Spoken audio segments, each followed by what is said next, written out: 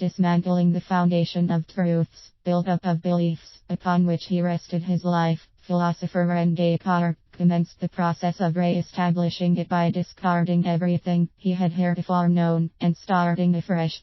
By his third meditation, he concluded one inescapable truth, namely, that no matter how much he had been, or believed that he had been, deceived in the past, and that no matter how much his thoughts had been in error, the very fact that he thought at all proved that he existed and that he was a thinking human being. He thus assumed that whatever he clearly and distinctly now perceived to be true must be, emphasizing the clear and distinct aspects of it. It is here, however, that his assessment became impeded by the fact that he had not yet determined the existence of some god, or some entity, who bestowed him with such a nature, and therefore employed what became his circular argument, to do so. In so doing, he implemented a series of steps, each of which relied upon the previous one, for validity. The first of these was the examination of whether in fact this godlike entity even existed, and if so, if it was a good or evil one.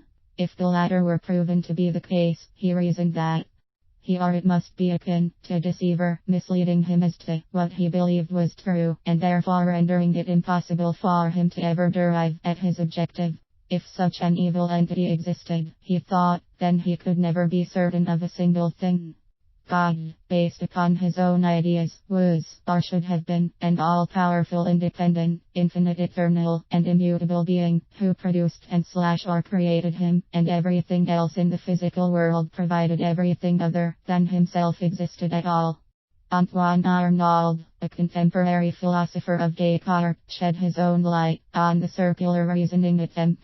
Very much like a rocking chair, perhaps, this path gave him something to do, but never went anywhere.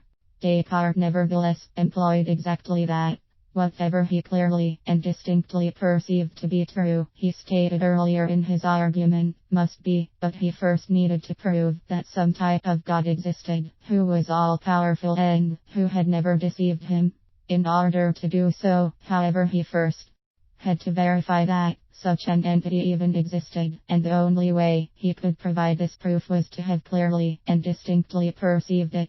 Offering nothing of any concrete nature, his argument only led him in a circle, delivering him at a location which proved both his destination and origin. Reduced to 5 steps, he navigated this path as follows. If God exists and is trustworthy, he said, then what is clearly and distinctly perceived to be the case is, he clearly and distinctly perceived that God existed and was trustworthy. What he clearly and distinctly perceived was therefore the case. God existed and was trustworthy. As a result, what was clearly and distinctly perceived to be the case was the case.